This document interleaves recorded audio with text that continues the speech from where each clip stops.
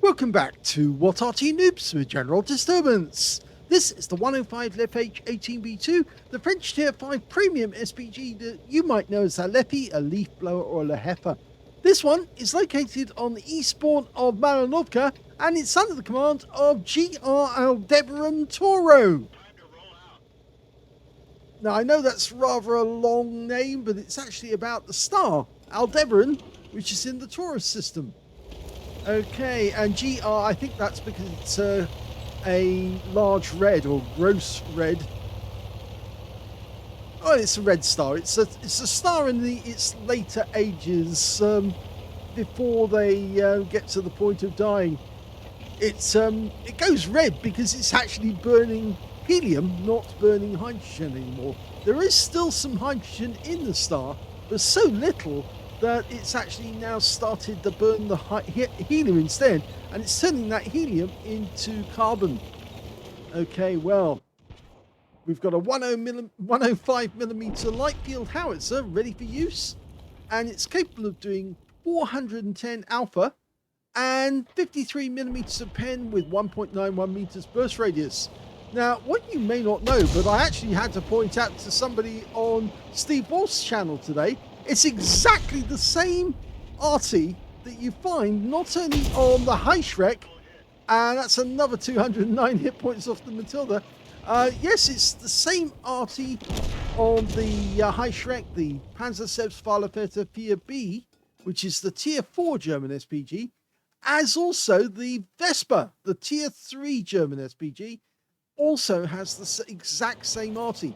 But both of those will do 410, but they both have very, very different reload times. Very different, very long reload times comparison to the Fifi.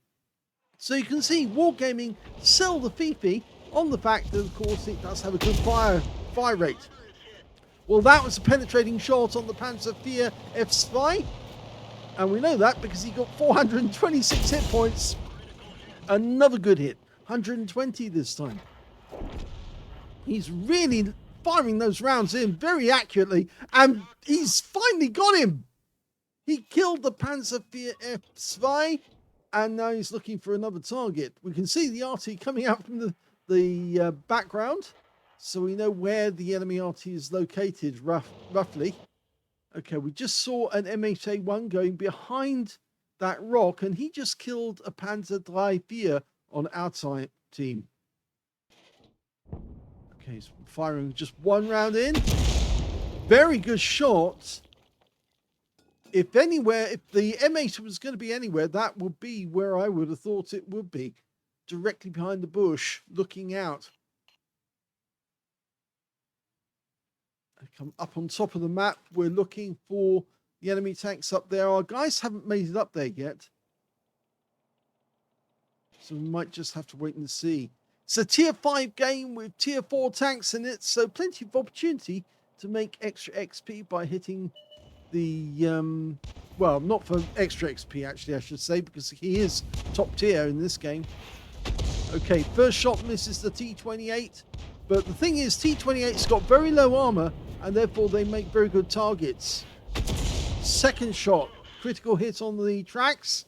We lost our teammate, the Type 95 that went up there. We fire another snap in there. Oh, and that snap was a direct hit. So we know that he's hit somebody up here. And I can hear some destruction of scenery as well. So I think they're moving about. But we've got no eyes up there. That's the problem. And in fact, no further eyes or no further tanks have actually gone beyond the rock yet. But it looks like the M8A1 might be. Oh, now this is interesting. One of the enemy tanks has come down. It's another Panzer IV F2, and we're dialing in. Remember, that's the tank which actually had 75mm that was to improve its capability of taking on the T-34 tanks. They line up ahead of target. By a bit snap, but oh, that's a kill from the Valiant. Okay, the M8A1 got the Panzer IV F2. So there's only one tank up there as far as we can tell. And that's the rumble of Arty that you want to listen for.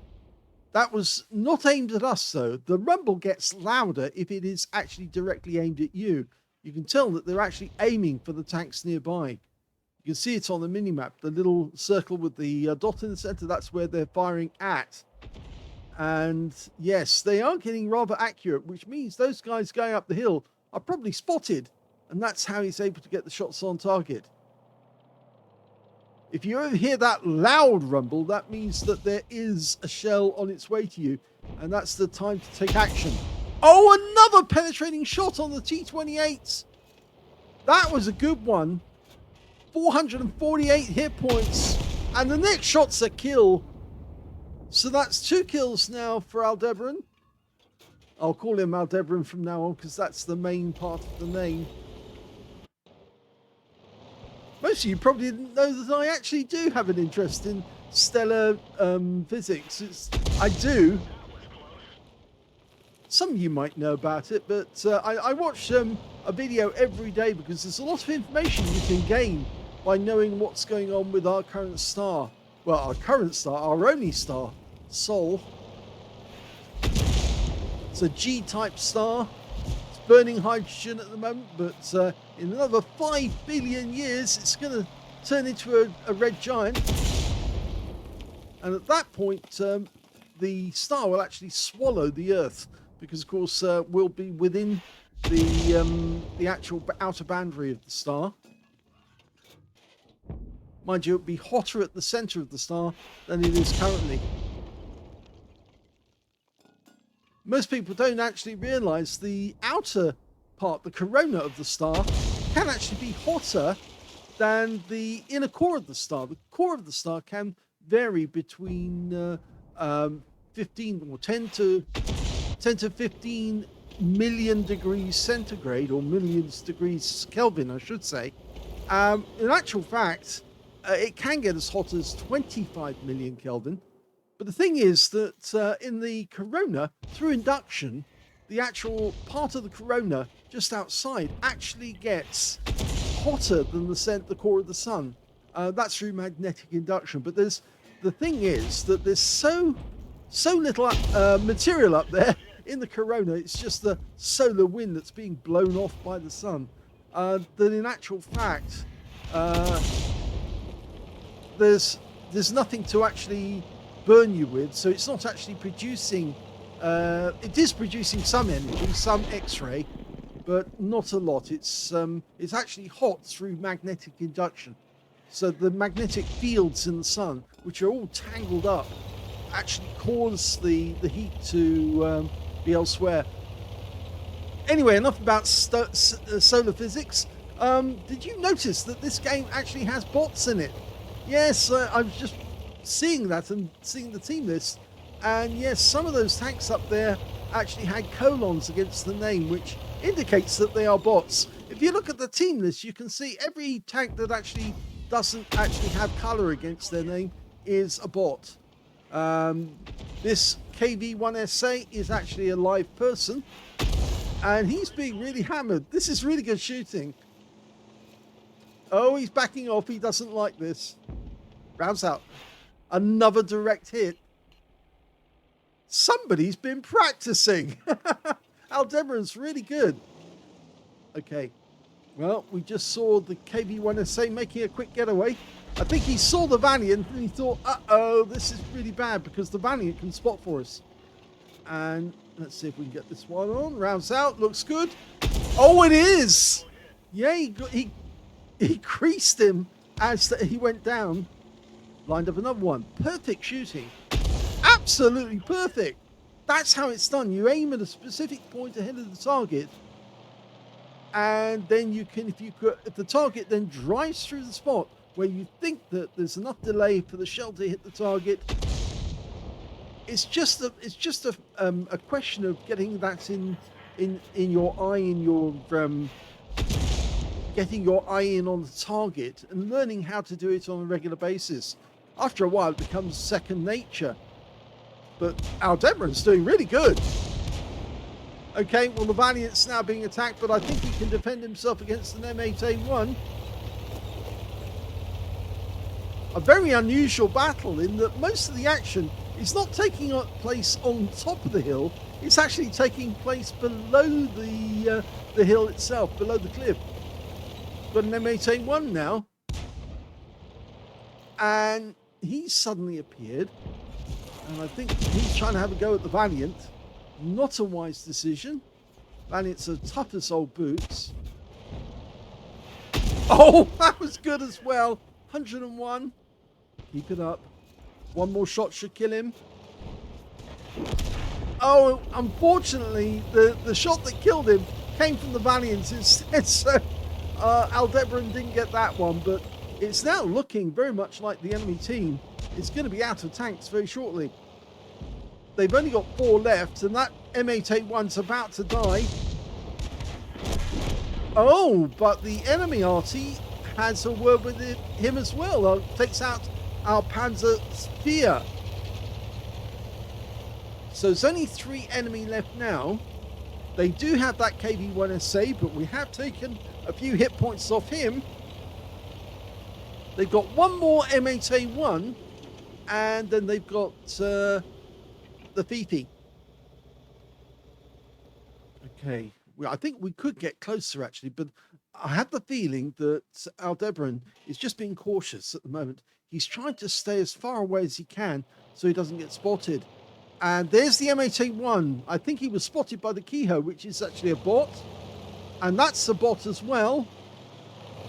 Okay, he's trying to line up a shot. That should be good. Rounds out. Looks good. It is good. It was a one-shot penetration and wipeout. And there's the KV-1SA, and he's only got about half his hit points left. So work on that basis. Oh, that was a direct hit. No explosion. But it sounds like he moved. Yeah, I think he did move.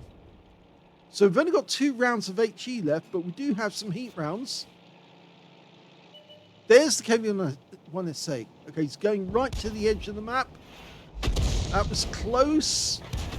And the KV-1SA is gone, which means now we've only got 1 round of HE, and the Fifi's in there somewhere.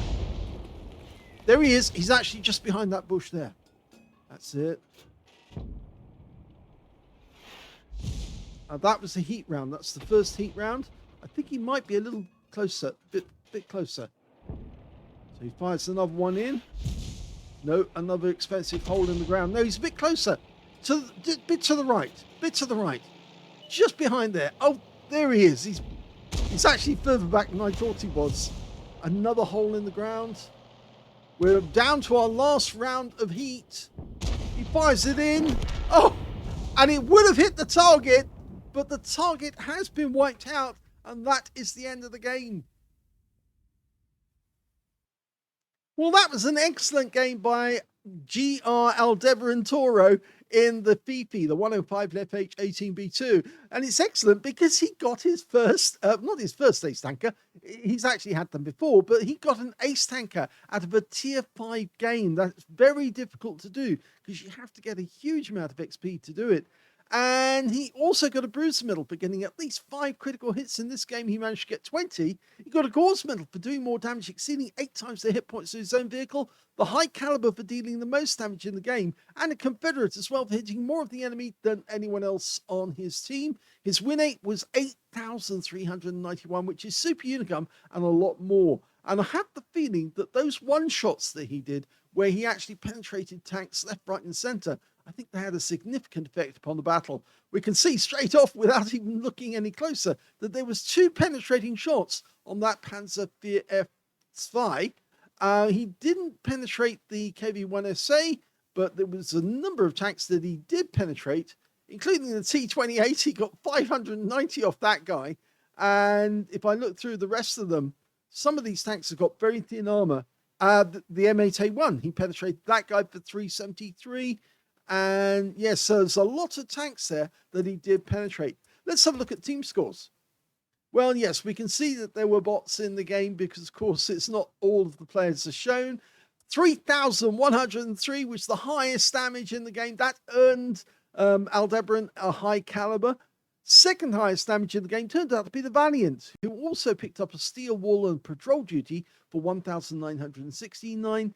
And the third highest damage turned out to be the enemy VP with 1,889. So there must have been some really good players online that night.